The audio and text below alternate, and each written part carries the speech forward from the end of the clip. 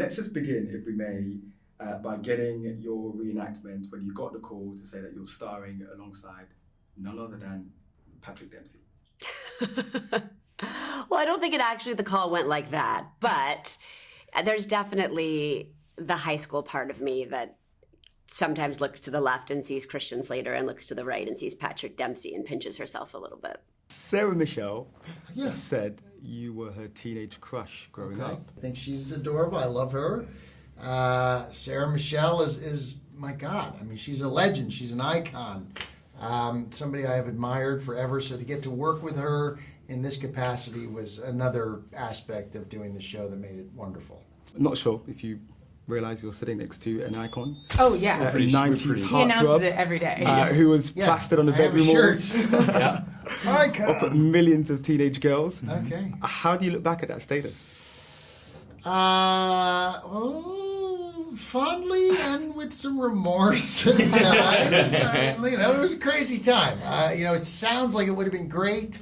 I'm happy I survived it, made it through, and look, I think I'm in probably one of the happiest times of my life. I just had a 5-month-old, I just had a son. Mm-hmm. He's 5 months old now, and I have a 5-year-old daughter. So, Patrick, the look of your character alone is very scary. Did you pick up any tips from Mr. Christian Slater, who over the years has played some very sinister and some very bad people? I remember my first day working with Christian and acting opposite him. This is always the worst. I know. I'm sitting here. Like we need to get you those some earmuffs. I know. I could say nice things about him. That's nice. But yeah, he's so. Let me just say, this natural. Guy's great. I mean, come on. And it was great because the first day it was him and me. We were in Miami, and shooting this scene out in the mangroves. It was a good father-son scene. Yeah. And figured out how he likes to work. It was great. Did you at all hesitate when you read the script and saw that you had to basically kill people in the most gruesome ways? I did not necessarily struggle with it myself because I feel like that's the time when Dexter feels most himself. He can drop the mask.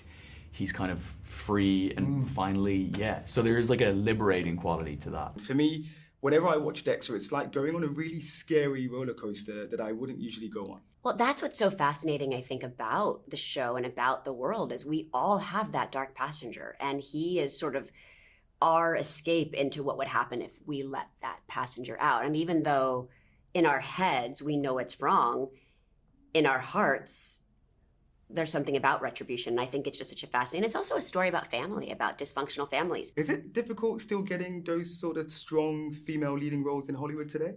I know that I gravitate towards them. I know that there's something that I feel, maybe it's a responsibility or maybe it's just what attracts me is to have those types of female roles. I think they're always kind of hard to find. 9 out of 10 times, the more defined role is still going to be the man's role. So sometimes you have to take a smaller role and make it what it is. Sometimes it's your responsibility. And Molly, this is a show where the serial killer is a hero. Yeah. In a strange way. Think about how many serial killers would still be at large Right. if it wasn't for Dexter. They would still be doing their worst things to people. Miami would be rampant with serial killers. So Yeah. With a solve rate at 18%, Miami's a great town for me. There you go. Yeah, you don't get paid for saying the lines anymore. Oh, really? You're done. Okay. Thank God. Oh, my God. And just finally, you're in a show about a guy who is unable to control his violent urges. What was the last thing that made you angry, Patrick? Wow. Oh my God. Yeah, honestly, I genuinely feel like, and this might just be my Irish Catholic repression, but I don't really feel angry that often. I think my outlet is in the kill room. So I couldn't tell you. I probably That's the great thing about getting to be an actor is sometimes you get the right role, it can be very therapeutic. Yeah. Right? Yeah.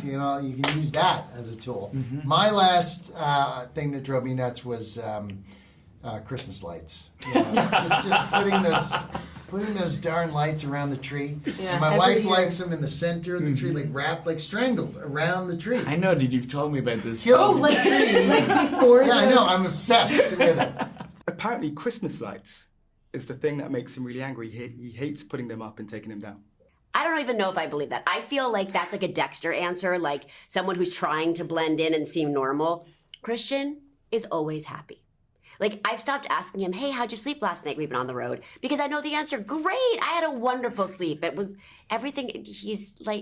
No. I'm not even sure I believe that. I have to ask you about the sequel to I Know What You Did Last Summer. You were just in Australia filming with your husband. Well, I wasn't filming. He was filming. Of course. I was just filming the filming. Yeah. And your best friend is directing. Mm-hmm. Are you excited? I'm thrilled. It's the movie that I met my husband on, and it has a really great place in my heart, and I love the script, and I love this new cast. I mean, I think the world of them, and I'm so excited to be along for the ride, even though it's like an adjacent. I'm along for the ride adjacent.